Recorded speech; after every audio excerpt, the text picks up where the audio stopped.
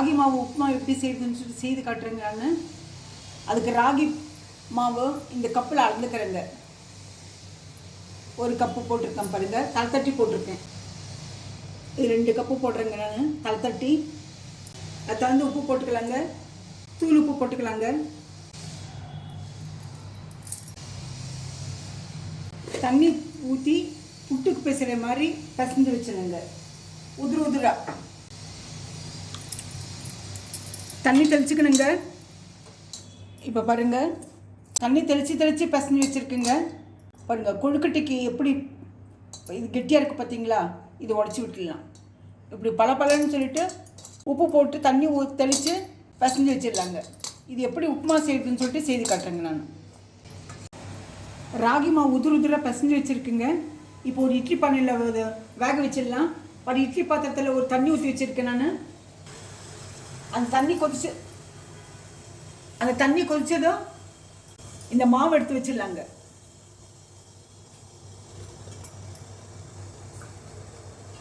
அந்த மாவு வெந்த பிறகு தாளிச்சிடலாங்க.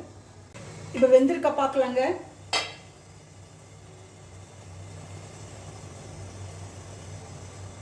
ராகி மாவு நல்லா வெந்திருக்குங்க. இப்போ ஆஃப் பண்ணிடலாம் கேஸு. இப்போ கேஸ் ஆஃப் பண்ணியிருக்குங்க. இதை எடுத்து இந்த பாத்திரத்தில் கொட்டிக்கலாங்க.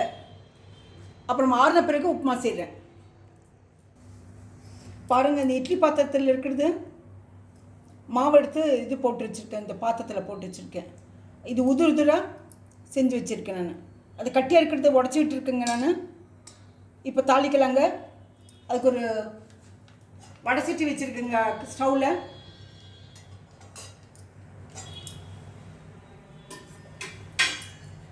வடை சட்டி காஞ்ச பிறகு எண்ணெய் ஊற்றிக்கலாங்க.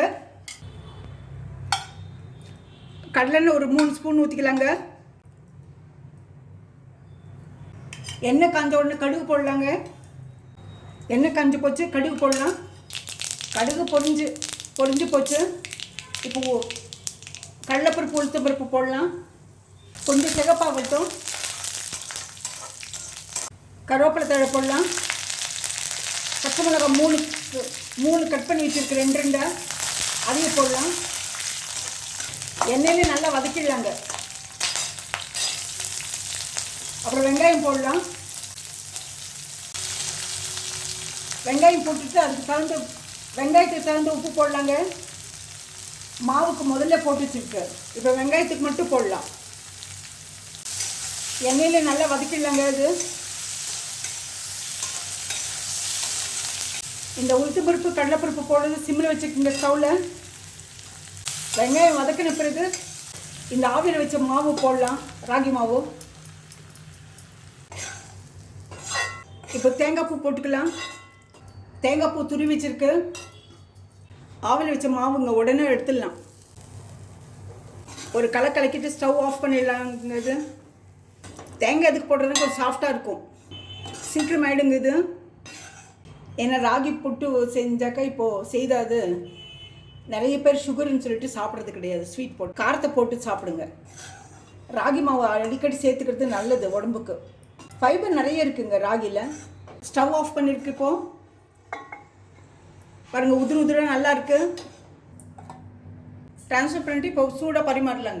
இந்த ராகி உப்புமா பிடிச்சிருந்தாக்க லைக் பண்ணுங்கள், ஷேர் பண்ணுங்கள், சப்ஸ்கிரைப் பண்ணுங்கள். மறக்காமல் பெல் பட்டன் ப்ரெஸ் பண்ணுங்கள். அடுத்த ரெசிப்பியில் பார்க்கலாம்.